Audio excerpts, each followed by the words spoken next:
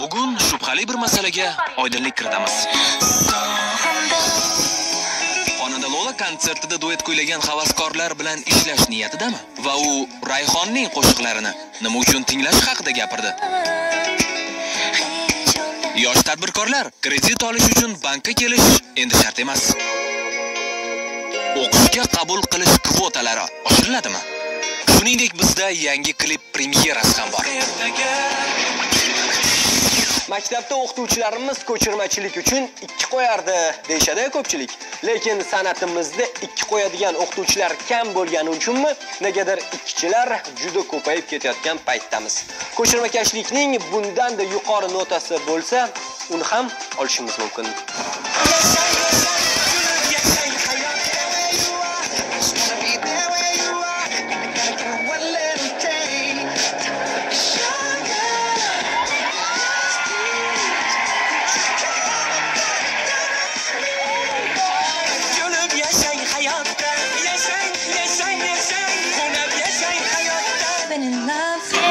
Anyone but you. There's no one good enough. There are moments in life when we all need a little help.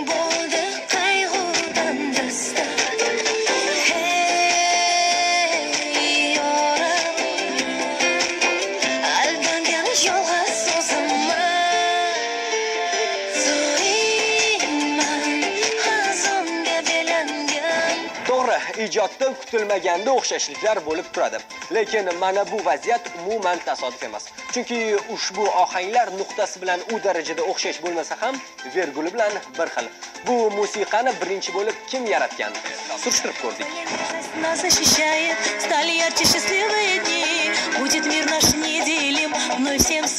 Diqqat bilan tinglang.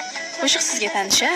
Estradamizda o'z qo'shig'ini kuylaydigan xonandalar qolmagan deb o'ylamang. Ziyoda bu qo'shiqni birinchi bo'lib kuylagan.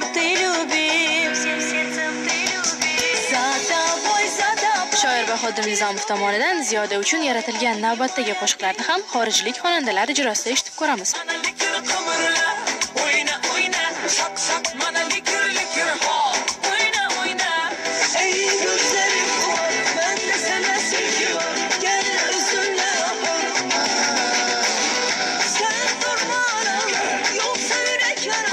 Ijodiy guruh ushbu holatdan xabar topdi. Qo'shig'imni juda ham ko'p davlatlarda ijro etishgan va bundan faqatgina xursand bo'laman, to'g'risi. O'yna qo'shig'imizni ozarbayjonlik bir qizimiz ijro etibdilar. Juda ham chiroyli mahorat bilan ijro etganlar.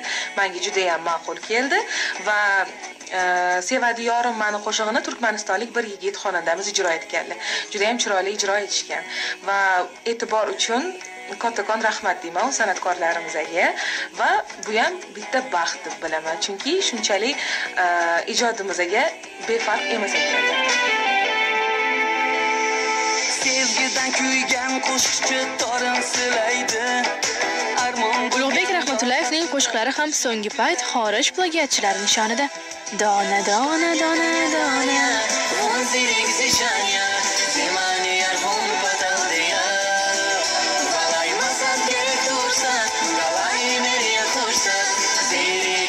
Qo'shiq omadli chiqishida avvalo shoirning zakovati, xonandaning mahorati muhim.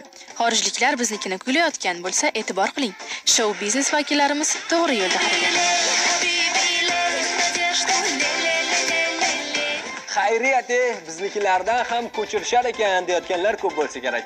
Show biznesda ko'proq ko'zga ko'ringanlar bilan hamkorlik qiladigan kompozitorlar ham o'g'rilik qilib turishadimi? 7 tagina notadan dunyoda milliardlab qo'shiqlar yaratiladi.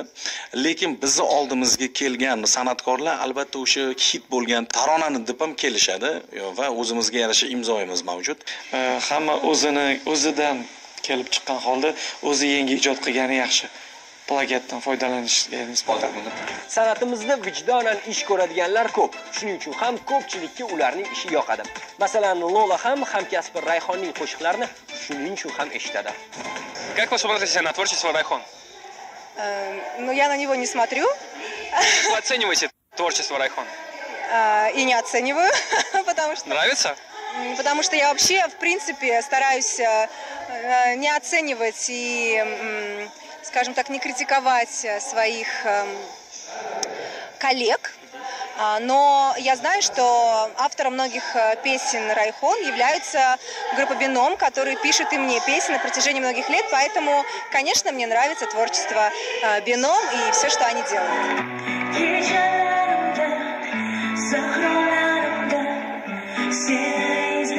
Bu yil Lolaning konsertida ko'rdingizmi? U havaskorlar bilan birga duet ijro etdi. Bizga esa qiziq, u kelajakda o'zi o'tkazgan aksiya g'oliblariga prodyuserlik qiladimi? На самом деле, все 3 дня я исполняла дуэт со своими поклонниками, и каждый день у нас были разные победители.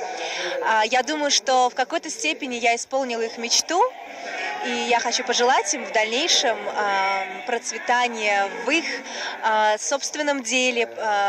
Я хочу пожелать им веры в себя, я хочу пожелать им огромного счастья и удачи. Если этот дуэт и выход на большую сцену стал для них каким-то стартом и отправной точкой, то я буду счастлива. Nima bo'lganda ham yoshlarga davlatimizning o'zi homiylik qiladi. San'atdan yoki boshqa sohadan boradimi? Ahamiyatsiz. Buyuk kelajak qurishda ko'maklashsak bo'ldi. Imkoniyatlar ko'p-ku, to'g'rimi? Mana, masalan, ulardan bittasi. Endi yosh tadbirkorlar kredit olish uchun bankka borib o'tirmaydi. Qolganini Respublika Moliya vaziri o'rinbosaridan eshitamiz. Hozirgi kunda mana shu kam mablag' talab qilib ko'proq ish o'rinlarini yaratish tizim bo'yicha prezident tomonidan topshiriq berilgan. Banklarimiz tomonidan 5 trillion so'mga yaqin mablag'lar mikrokredit orqali mana shu sohalarga mablag'lar ajratish rejasi qo'yilgan. Yana bu 100 minimal ish haqi 15 million so'm va 30 million so'm ikkita turga bo'linadi. Yana bu o'sha umuman qishloq joylarda va nimalarda kichik tadbirkorlik tizimini shakllantirish, o'sha aholini o'zini imkoniyatidan kelib chiqqan tadbirkorlik faoliyati bilan shug'ullanishni joriy qilish. Bu birinchi yo'nalish bo'ladigan bo'lsa, ikkinchi yo'nalishda masalan o'sha kollej va litsey bitiruvchilari uchun alohida biz soliq kodeksi va qonunchilikda imtiyozlar yaratildiki, agar u tadbirkorlik bilan faoliyat bilan shug'ullanadigan bo'lsa, 6 oy davomida u umuman soliq to'lamaydi. Oddiy o'sha tadbirkor, kichik o'sha kollej bitiruvchi bilan yosh bo'ladimi? U borib bankka borib murojaat qilib o'tirmaydi. O'sha mahallani o'ziga murojaat qilib, o'sha mahallani o'zi hech qanday garovsiz, nimasiz mahallani o'zi bitta kafolat sifatida kafolat berib, bemalol o'sha 100 minimalgacha bo'lgan mablag'ni unga ro'yxatdan o'tkazib ish faoliyatini boshlaydigan tizim hozir yaratilyapti. Kuni kecha o'tkazilgan talabalar festivalida ham sharoitlardan foydalanganlarni ko'rdik. O'qish, izlanishni birinchi o'ringa qo'yganlar har doim g'olib. Lekin madaniy hordiqni ham esdan chiqarmaslik kerak, deyshadi mutaxassislar. Bugungi reperlar batli umuman boshqacha. Chunki mavzu hammaga yaqin. Yoshlar ijod saroyi bugun O'zbekistonning eng zo'r reperlari bilan to'la. Shohruh va Shahriyor qani demang. Bu yerda yig'ilgan noodatiy yo'nalish navandalari havaskorlar. Ular o'z tashabbuslari bilan demak saralash bosqichidan o'tildi, ro'yxatdan o'tildi va bugungi kunda eng saralangan ishtirokchilar ushbu tanlovga yig'ilishgan. Reper va bitbokserlarning tanlagan mavzulari ham bor. Marra bizniki deya baland kuylayotgan yoshlar vatanimizga rep atashdi.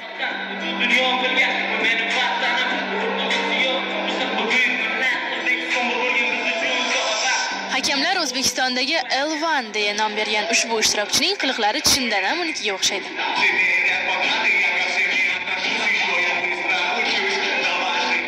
Tashkilotchilar targ'ibotni yoshlar bob tilda amalga oshirish usulini tanlashgan. Zamonaviy san'at yo'nalishlari albatta yoshlarimiz bunga juda ham qiziqishlari katta bo'lib, beatbox san'ati yoki hip hop, rap san'ati DJ-larimizni qo'llab-quvvatlash. Uning muvaffaqiyatli o'tganini birga kuylaganlarning emotsiyalaridan bilsa bo'ladi. Bu yilda siz ham diqqat qiling, siz ham talabalar festivali ishtirokchisi bo'lishingiz mumkin. Chunki yangi o'quv yiliga qabul kvotalar soni oshirildi. Avvalambor oliy o'quv yurtida haqiqatda kvota ma'lum. Bu har yili prezidentimiz tomonidan tasdiqlanadi. Hozirgi ishlab chiqilgan 5 yillik dasturimizda 61 ming agarda talab paydo bo'lgan bo'lsa, har bitta yo'nalishni hisob-kitob qilib bu hududlarning talabi, bu katta korxonalarimizni talabi har bittasi inobatga olgan holda va qo'shimcha tarzda yana 5% ustiga qo'shib turib, buni 61 ming qilib hozir belgilandi birinchi etapda. Birinchi bo'g'inda belgilagan 61 mingni 2021-yilga agar borib qaraydigan bo'lsak, bu 18% ga oshishiga olib keldi. Demak, belni yana ham mahkam bog'lang. Bizni kuzatish uchun vaqt topsangiz